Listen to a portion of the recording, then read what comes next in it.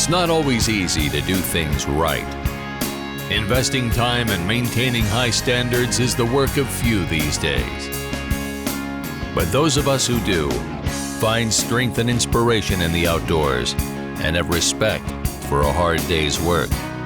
Stoeger has served the American sportsman since 1924 and believes the traditions that made this country great are still alive and well in towns all across America.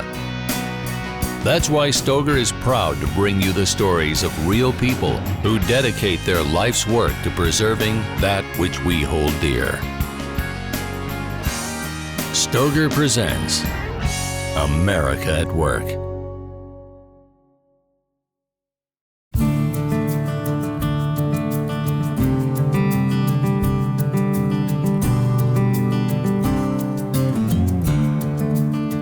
I'm Pat Vincenti.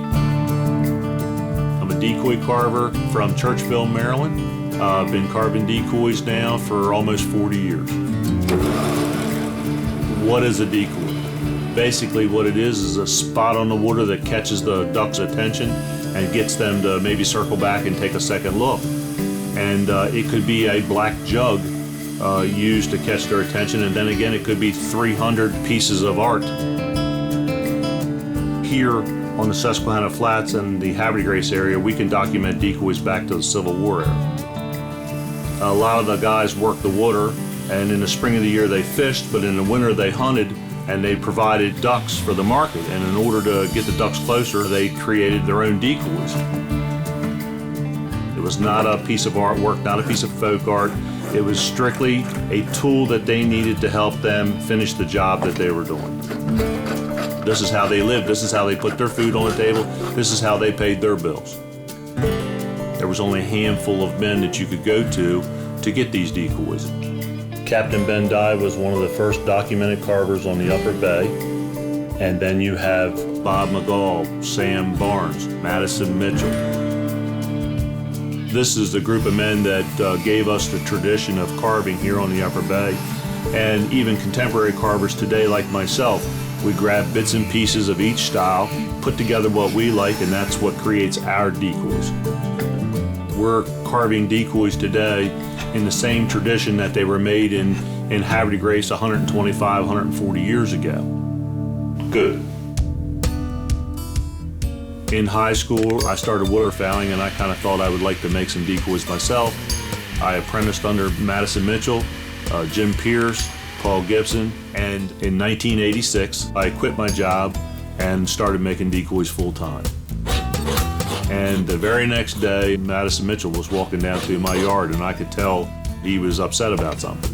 I asked him, I said, "What's wrong?" He took his cigarette out of his mouth and he said, "They tell me you've quit your job." And I said, "Yes, that's right." "Have you lost your mind? You're gonna starve to death." "I'm a young man, we're gonna give it a try and see if it works." And the rest is history. But this is not a practical way to make a living today. You have to have a passion for this, and I realized this was more than just decoy carving. It's important always to preserve your history. If you don't make the effort to preserve it, it will be gone forever. This was a way of life for our forefathers. And this is what this country was based on. This country was based on hard work, and today we're not seeing that. When you build something with your hands, it creates a tremendous character in yourself. And when you look at something that was custom made by hand, you have a great appreciation for it, and it makes you want to do better no matter what you're doing. I would love to see that hard American work ethic continue. I just hope that when people look at the decoys that I made, they can recognize there was a lot of sweat and blood in that thing. And I was always told that you make the next decoy better than you did the first.